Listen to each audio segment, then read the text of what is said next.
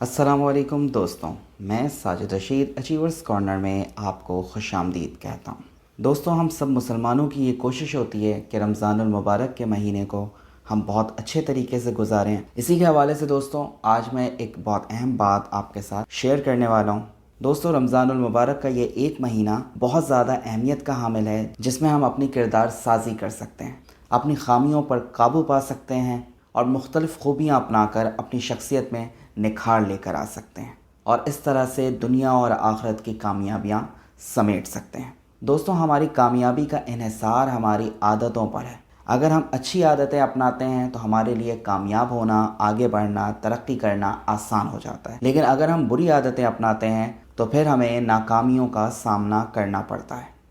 دوستوں، عادتوں کے حوالے سے اکثر ریسرچ میں یہ کہا جاتا ہے کہ کوئی بھی عادت آپ کو اگر اپنانی ہے یا کوئی بری عادت آپ کو چھوڑنی ہے تو اس کے لیے 21 دن بہت اہم ہوتے ہیں۔ اگر آپ 21 دن تک وہ کام کرتے رہتے ہیں تو مینٹلی آپ اس کام کے لیے خود کو پریپیئر کرتے ہیں، اور آپ کے لیے کسی نئی عادت کو اپنانا یا کسی بری عادت کو چھوڑنا آسان ہو جاتا ہے۔ تو یہ رمضان المبارک کے 29 یا 30 دن جو ہیں یہ بہت اہم ثابت ہوتے ہیں اگر ہم کسی عادت کو مستقل بنیادوں پر اپنانا چاہتے ہیں۔ لیکن ہمارے دماغ میں، ہمارے مائنڈ میں یہ بات ہونی چاہیے کہ یہ کام جو بھی ہم کر رہے ہیں یا جو کچھ بھی ہم چھوڑ رہے ہیں وہ صرف ایک مہینے کے لیے نہیں ہے، وہ صرف رمضان المبارک کے لیے نہیں ہے، کیونکہ ظاہر سی بات ہے جو کام ہم رمضان المبارک میں یہ سوچ کر چھوڑ رہے ہیں کہ یہ گناہ ہے، تو وہ اگر ہم کسی اور مہینے میں کریں گے تب بھی وہ گناہ ہی رہے گا۔ اسی طرح سے اگر ہم کوئی اچھی عادت اپنانا چاہ رہے ہیں یہ سوچ کر کہ رمضان المبارک میں اس کے ثواب زیادہ ہیں، تو یقینی طور پر وہ اچھی عادتیں دوسرے مہینوں میں بھی ہمارے لیے ثواب کا سبب بنیں گی۔ جس طرح سے آپ اگر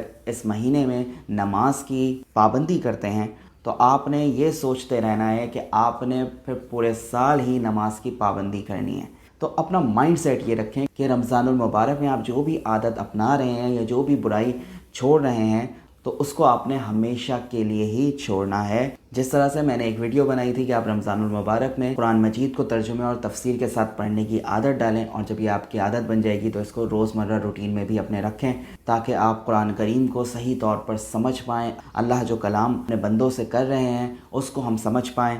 اس ویڈیو کا لنک بھی میں ڈسکرپشن میں دے دوں گا۔ یہ ایک بہت اچھی عادت ہے، اس عادت کو آپ رمضان المبارک میں پختہ کر سکتے ہیں۔ اسی طرح سے جھوٹ سے بچنا، غیبت سے بچنا، چغل خوری سے بچنا، صبر کرنا، ہر لمحے اللہ کا شکر ادا کرنا، بغض اور عداوت سے بچنا، اپنے وقت کو فضول کاموں میں ضائع کرنے سے بچانا۔ جس طرح سے روٹین میں ہمارے ہاں جو ہے وہ لوگ اپنے دن کے 5-6 گھنٹے جو ہے وہ سوشل میڈیا پہ ضائع کر دیتے ہیں، لہٰذا ہم رمضان المبارک میں کوشش کرتے ہیں کہ خاص کر کے روزے کے دوران اس طرح سے سوشل میڈیا وغیرہ پہ اپنا وقت ضائع نہ کریں۔ بالکل ایسے ہی ہمیں یہ عادت اپنا لینی چاہیے کہ ہمیں رمضان المبارک کے بعد بھی اپنے وقت کو ان فضول چیزوں میں ضائع نہیں کرنا ہے۔ تو دوستوں، آج ہی آپ ایک پین اور پیپر لے کر بیٹھیں اور اس کے اندر آپ لکھیں کہ کون سی بری عادتیں آپ کے اندر موجود ہیں جن کو آپ ختم کرنا چاہتے ہیں، یا وہ کون سی عادتیں ہیں جو آپ نے فی الحال رمضان المبارک کا سوچ کے ترک کر دی ہیں، آپ کو پتہ ہے کہ وہ اچھی عادتیں نہیں ہیں، تو ایسی عادتوں کی ایک لسٹ بنائیں، اور اسی طرح سے آپ ایک اور لسٹ بنائیں جس میں کون سی اچھی عادتیں آپ اپنانا چاہتے ہیں، اور پھر اپنے آپ کو تیار کریں، اپنے دماغ کو اس بات پر آمادہ کریں کہ آپ یہ عادتیں جو اپنانا چاہتے ہیں یا جو چھوڑنا چاہتے ہیں وہ مستقل بنیادوں پر کرنا چاہتے ہیں، صرف ایک مہینے کے لیے نہیں۔ تو انشاءاللہ تعالیٰ یہ ایک مہینہ جو ہے وہ آپ کے لیے بہت زیادہ فائدہ مند ثابت ہو جائے گا۔ دوستوں، آپ کو میری یہ بات پسند آئی ہے تو اسے اپنے دوستوں، اپنے رشتہ داروں کے ساتھ ضرور شیئر کریں تاکہ اور بھی لوگ اس بات سے فائدہ اٹھا سکیں۔ دعاؤں میں یاد رکھیے گا۔ بہت شکریہ۔ اللہ حافظ۔